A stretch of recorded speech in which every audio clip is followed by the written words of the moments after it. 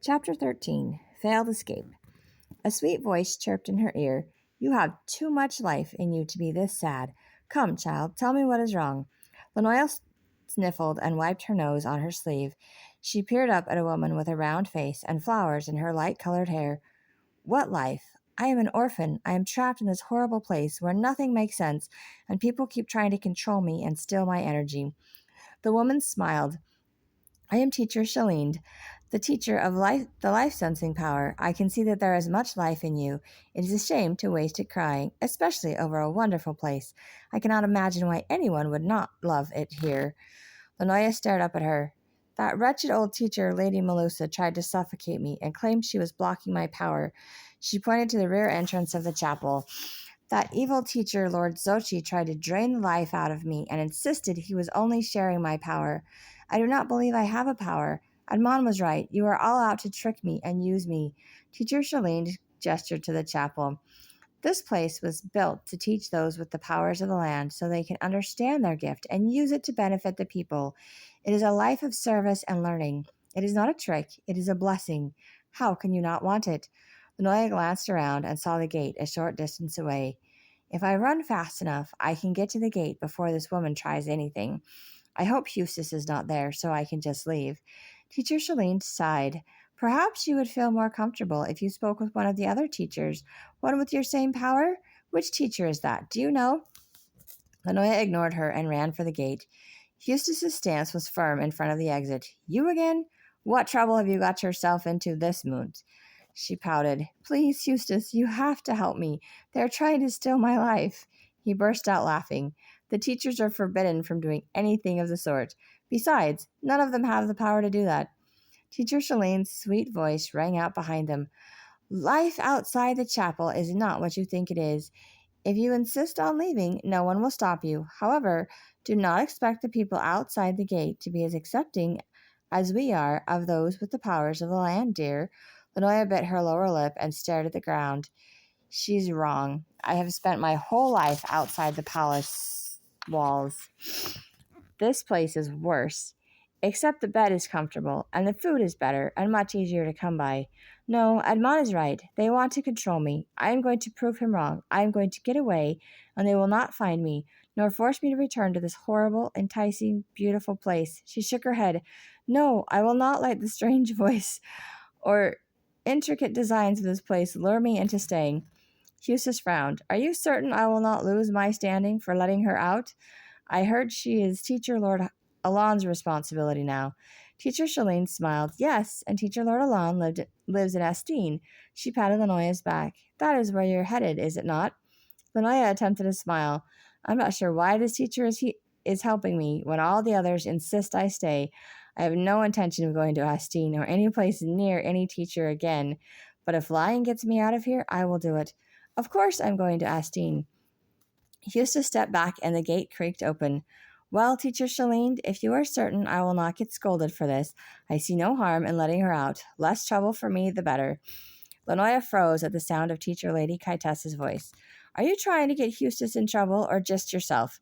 The gate snapped shut and Eustace growled. I was right. You are not allowed to leave. Lanoya's heart sunk. Telling me I could leave was just a trick.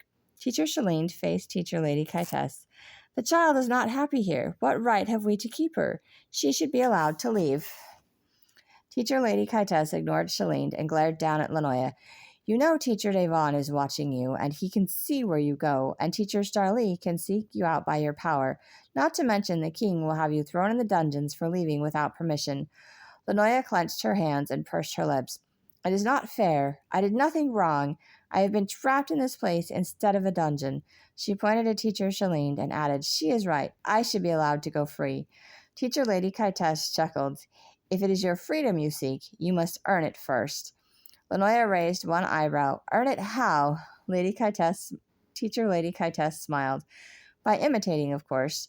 Only you will need to learn to draw what is requested of you and not just what you want to imitate. Lanoya furrowed her eyebrows. What do you mean, draw what is requested of me? I have been trying to draw the wall and I drew that picture for that lady in the palace. I have not been asked to draw anything else. Teacher Lady Kaitess shook her head. I saw what you drew for Lady Edwima.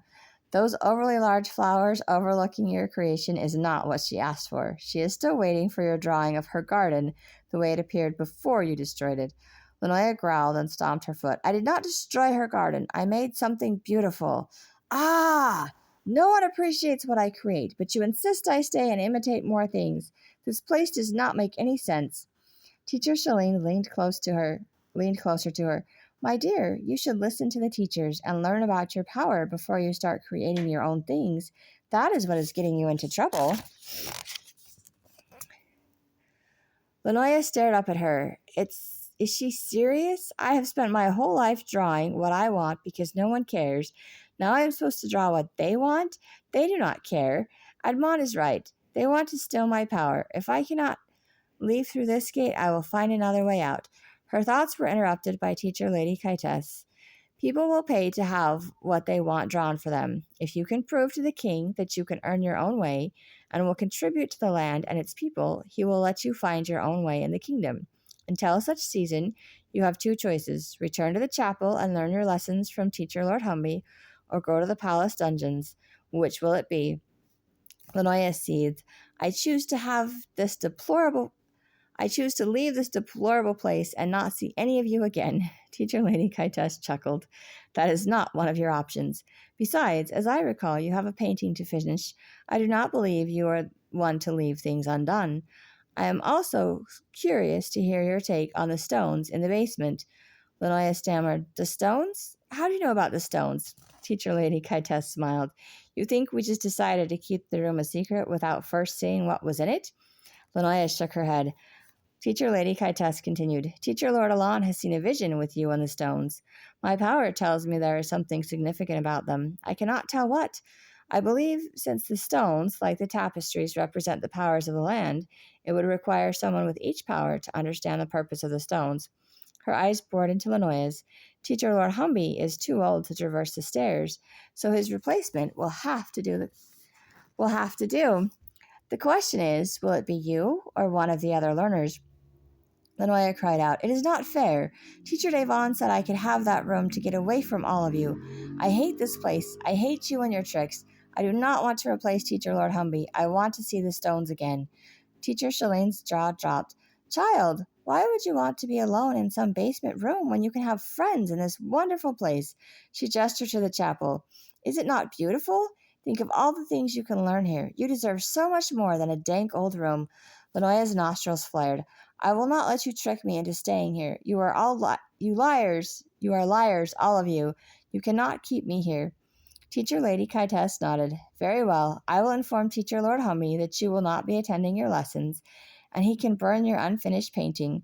I do not believe Lady Edwima will let you leave without a proper rendition of her flowers the way they were before you came. After that, I am certain King Alfredo will find another accommodation if that is what you desire. A voice echoed in Lanoya's mind. Please do not let them destroy it. She covered her face with her hands.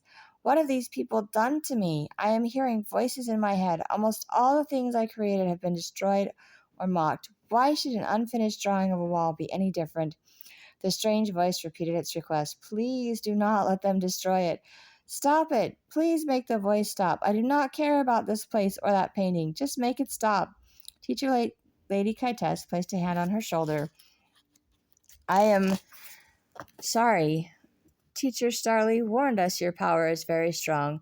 Your exposure to new views, other powers, and challenges have increased your abilities rather rapidly. It may take many moons for you to catch up and understand all of the things you are seeing, feeling, and hearing. If you are not careful, your power will control you instead of you controlling it. Lanoya's breaths were shallow, and her voice shook. You think I'm doing this to myself? Why would I want to hear voices begging me to stay and paint a wall? Teacher Shalene's frown was as devastating as her smile. It is the land that is speaking to you, child. You are being called upon to use the gift you have been given. The taunting will not stop until you have completed the task the land has set for you. Lanoya stepped back and shook her head. The land is speaking to me? Admon said you would try to control me. He did not say you would make me crazy. Teacher Lady Kitess sighed. Admon may think you are insane if you tell him about the voice. She pointed at Teacher Shalene and the chapel. We know you are not. The only person that can come close to understanding you is Teacher Lord Humby. Lanoya's eyes opened wide. Are you mad? He hates me, and I do not think he knows anything about drawing. Teacher Lady Kaites smiled. I realize you may not like his methods, but he can help you better than anyone else. Who knows? Who knows? The seasons may allow his temperament to soften toward you once he knows you are serious about learning. She reached her hand out to Lanoya. Now, shall we get something to eat before you return to drawing? Or shall we go to the palace and tell the king you wish to leave? The voice shouted in Lanoya's mind, Stay, stay. You know you want to stay and see the room downstairs. Tears burned Lanoya's eyes, and she squeezed them shut. I am not hungry. I will finish painting the wall, and maybe the boring garden for Lady Edwima. However, I will not promise to stay after that. Teacher Lady Kaites nodded. That is good enough for now. I hope you will change your mind about staying. She nodded to Teacher Shalene and strode off. Lady Lanoya copied her nod and scurried off in the opposite direction.